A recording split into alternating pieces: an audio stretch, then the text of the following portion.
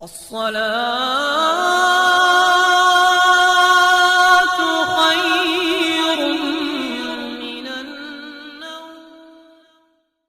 السلام علیکم ورحمۃ اللہ وبرکاتہ. پیارے دوستو، آب زمزم سبھی پانیوں کا سردار ہے اور یہ وہ پانی ہے جو بھوک اور پیاس دونوں کا خاتمہ کرتا ہے. آب زمزم کے ایک قطرے میں کئی بیماریوں سے شفا موجود ہے. اگر آپ اس پانی کا ایک قطرہ بھی عام پانی میں شامل کر لیں تو اس کی تاثیر بھی زمزم کے پانی جیسی ہو جاتی ہے. پانی کے کنویں میں اثرات نبات کی افزائش ایک قدرتی عمل ہے، مگر آب زمزم کے کنویں اور پانی میں کسی قسم کے اثرات کائی وغیرہ نہیں جمتی، جو اس کے پاک اور صاف ہونے کی اہم دلیل ہے. زمزم کا مرتبہ یہ ہے کہ یہ اصل جبرائیل علیہ السلام کا کھودا ہوا چشمہ ہے، جبکہ حضرت اسماعیل علیہ السلام کی تشنگی دور کرنے کے لیے اللہ کی جانب سے پانی کا تحفہ ہے. 5000 سال پہلے ایک معجزے کی شکل میں مکہ معظمہ کے بے آب و ہوا ریگستان میں جاری کیا گیا، جو آج تک جاری و ساری ہے. اللہ کی کبریائی کی عظیم مثال ہے آب زمزم، جو مکہ کے مسجد حرم میں خانہ کعبہ کے جنوب مشرق میں تقریباً 21 میل کے فاصلے پر تہ خانے میں واقع ہے. آب زمزم کا سب سے بڑا دہانہ حجر اسود کے پاس ہے. زمزم کا پانی مریضوں کے لیے شفا بھی ہے اور ایک دوا بھی ہے. ایک روایت کے مطابق متعدد امراض کا علاج ہے. آب زمزم دور جدید میں زمزم کی حقیقتوں پر تحقیق جاری ہے. قدرت کا یہ معجزہ مسلمانوں کے لیے کتنا عظیم تحفہ ہے، یہ مسلمان ہی سمجھ سکتا ہے. دنیا میں یہ اکیلا پانی ہے کہ جس میں بو پیدا نہیں ہوتی. اس پانی کا ایک ظاہری معجزہ یہ ہے کہ روز اول سے یہ جاری اور ساری ہے، لیکن یہ خشک نہیں ہوتا. جو لوگ مکہ کی سنلاب وادیوں اور مضبوط چٹانوں والے پہاڑوں سے واقف ہیں، ان کے لیے یہ مزید حیرت کی بات ہے کہ جہاں دور دور تک آبی مسائل اور ذخائر موجود نہیں، وہاں زمزم کا کنواں نہ صرف جاری ہے بلکہ اس کے پینے والوں کی تعداد بھی بڑھتی جا رہی ہے. پھر بھی اللہ کی قدرت ہے کہ اس کے ذخیرے میں کوئی کمی نہیں آ رہی. حجاج کرام اور عمرہ کرنے والے افراد اسے اپنے ساتھ پوری دنیا میں لے کر جاتے ہیں. حیرت کی بات تو یہ ہے کہ یہ پانی کبھی بھی خراب نہیں ہوتا. زمزم کبھی سوکھا نہیں، اس کا ذائقہ نہیں بدلتا.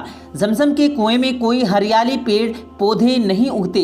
یہ چھوٹا سا کنواں کروڑوں لوگوں کو پانی پلاتا ہے. اس کنویں میں ایسی موٹریں لگائی جاتی ہیں جو تقریباً 1 سیکنڈ میں 8000 لیٹر پانی کھینچتی ہیں اور یہ دن کے 24 گھنٹے چلتی رہتی ہیں.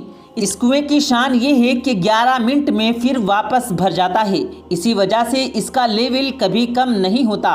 حج کے دوران لاکھوں کی تعداد میں لوگ موجود ہوتے ہیں اور یہ نہ صرف ان کی پیاس بجھاتا ہے بلکہ جو لوگ حج یا عمرے کو جاتے ہیں وہ لوگ بطور تبرک اپنے اہل خانہ کے لیے بھی لاتے ہیں. اس طرح آب زمزم پوری دنیا میں پہنچ جاتا ہے. یہ مبارک اور بابرکت پانی ہے اور یہ ایک اللہ کی زندہ معجزہ ہے. اس کی ایک خاصیت یہ بھی ہے کہ اسے پیتے وقت کسی بھی بیماری کا تصور کیا جائے تو وہ اللہ کے حکم سے ٹھیک ہو جاتا ہے.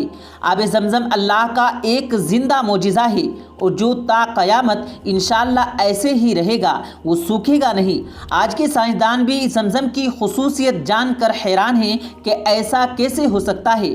اللہ تعالی ہم سب کو بھی آب زمزم کے پانی سے لطف اندوز ہونے کی توفیق عطا فرمائے. آمین اللہم آمین. پیارے دوستو، اب ہم آپ کے ساتھ بنی اسرائیل کے ایک عابد کی ایک ایسی بات شیئر کریں گے جس کو سن کر آپ حیران ہو جائیں گے. پیارے دوستو، بنی اسرائیل میں نسوخ نامی ایک آدمی تھا، لیکن عورتوں کی طرح رہتا تھا. باریک آواز، بغیر داڑھی اور نازک انداز مرد. وہ اپنی ظاہری شکل و صورت سے فائدہ اٹھاتے ہوئے عورتوں کے غسل خانوں میں عورتوں کا مساج کیا کرتا تھا اور میل اتارتا تھا. کوئی بھی اس کی حقیقت نہیں جانتا تھا کہ یہ مرد ہے یا عورت ہے. سبھی اس کو عورت سمجھتے تھے. اس ذریعے سے وہ پیسہ بھی کماتا تھا اور عورتوں کے جسم سے مزے بھی لیا کرتا تھا. کئی مرتبہ اس نے اس کام سے توبہ بھی کی، لیکن ہمیشہ توبہ ٹوٹ جاتی تھی۔ ایک دن بادشاہ کی بیٹی نہانے کے لیے غسل خانے میں گئی۔ نہانے اور مساج کرنے کے بعد پتہ چلا کہ اس کا ہیرا گم ہو گیا ہے۔ بادشاہ کی بیٹی نے حکم دیا کہ سب کی تلاشی لی جائے۔ سب کی تلاشی لی گئی پر ہیرا نہیں ملا۔ نسوح رسوائی کے ڈر سے ایک جگہ چھپ گیا۔ جب اس نے دیکھا کہ شہزادی کی نوکرانیاں اس کو ڈھونڈ رہی ہیں، پھر اس نے خدا کو پکارا اور خدا کے دربار میں دل سے توبہ کی اور وعدہ کیا کہ آئندہ کبھی بھی یہ کام نہیں کرے گا، اور کہا میری لاج رکھ لے مولا۔ اچانک باہر سے آواز آئی، نسوح کو چھوڑ دو، ہیرا مل گیا ہے۔ اس نے آنسو بھری آنکھوں سے شہزادی سے رخصت لی اور اپنے گھر چلا گیا۔ اس نے قدرت کا یہ کرشمہ دیکھ لیا تھا اور ہمیشہ ہمیشہ کے لیے اس کام سے توبہ کر لی تھی۔ کئی دن محل نہ جانے پر ایک دن شہزادی نے ایک غلام کو بھیجا کہ نسوح سے کہو کہ آ کر میری مساج کرے، لیکن نسوح نے بہانہ بنایا کہ میرے ہاتھ میں درد ہے، میں مساج نہیں کر سکتا، اور وہ اس کے بعد کبھی بھی محل نہیں گیا۔ تو اس نے دیکھا کہ محل جانا اب مناسب نہیں، اس لیے کہ سب عورتیں اس کو چاہتی ہیں اور اس کے ہاتھ سے مساج لینا پسند کرتی ہیں۔ جتنے بھی غلط طریقوں سے اس نے پیسہ کمایا تھا تمام کا تمام غریبوں میں بانٹ دیا، اور شہر سے نکل کر دور پہاڑی پر ڈیرا ڈال لیا اور خدا کی عبادت میں مشغول ہو گیا۔ ایک دن اس کی نظر ایک بھینس پر پڑی جو کہ گھاس چر رہی تھی۔ اس نے سوچا کہ کسی چرواہے سے بھاگ کر یہاں آ گئی ہے، جس کی بھی ہے میں اس کی دیکھ بھال کر لیتا ہوں جب تک اس کا مالک یہاں نہ آ جائے، لہٰذا وہ اس کی دیکھ بھال کرنے لگا۔ کچھ دن بعد بھینس نے بچہ دیا اور وہ اس کا دودھ استعمال کرنے لگا، اور کچھ دن بعد ایک تجارتی قافلہ راستہ بھول کر ادھر آ گیا۔ وہ لوگ پیاس کی شدت سے نڈھال تھے۔ انہوں نے نسوح سے پانی مانگا تو نسوح نے ان سب کو دودھ پلایا اور سب کو سیراب کر دیا۔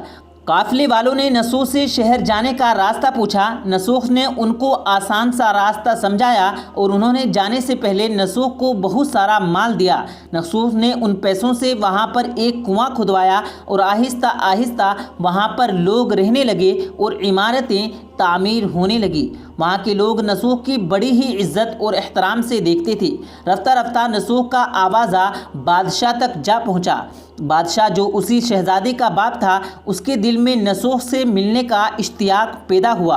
بادشاہ نے پیغام بھیجا کہ بادشاہ ان سے ملنا چاہتے ہیں، مہربانی کر کے دربار میں تشریف لے آئیں۔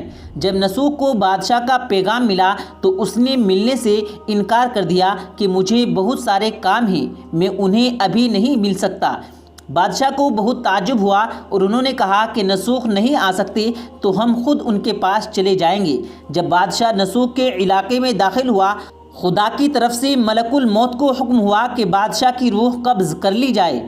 اس زمانے کے رسم و رواج کے مطابق بادشاہ نسوح کو ملنے کی وجہ سے لوگوں نے نسوح کو ہی تخت پر بٹھا دیا اور بادشاہ بنا لیا۔ نسوح نے ملک میں عدل و انصاف کا نظام قائم کیا اور اسی شہزادی سے شادی کر لی۔ ایک دن تخت پر بیٹھ کر لوگوں کی داد دستی کر رہے تھے، یعنی کہ شکایتیں سن رہے تھے، تو ایک شخص حاضر ہوا اور کہنے لگا، کچھ زمانے پہلے میری بھینس گم ہو گئی تھی، آپ کی عدالت میں بھینس کا طلبگار ہوں۔ نسوح نے کہا، تمہاری بھینس میرے پاس ہے اور آج جو کچھ میرے پاس ہے سب تمہاری بھینس کی وجہ سے ہے۔ نسوح نے حکم دیا کہ میرے مال کا آدھا حصہ اس بھینس کے مالک کو دے دیا جائے۔ وہ شخص خدا کے حکم سے کہنے لگا، اے نسوح، جان لو نہ میں اس کا مالک ہوں اور نہ وہ بھینس جانور ہے، ہم دونوں فرشتے ہیں اور ہم تمہارا امتحان لینے آئے تھے۔ یہ سب مال و دولت تمہارا ہی ہے، یہ سب تمہاری سچی توبہ کرنے کا نتیجہ ہے، یہ سب کچھ تمہیں مبارک ہو۔ اور یہ کہہ کر دونوں فرشتے نظروں سے غائب ہو گئے۔ اسی لیے سچی توبہ کرنے کو توبۃ النصوح کہا جاتا ہے کہ جس کے بعد کوئی گناہ نہ ہو۔ آخر میں اللہ رب العزت سے دعا ہے کہ اللہ ہمیں بھی ایسی توبہ کرنا نصیب فرمائے۔ آمین، اللہم آمین۔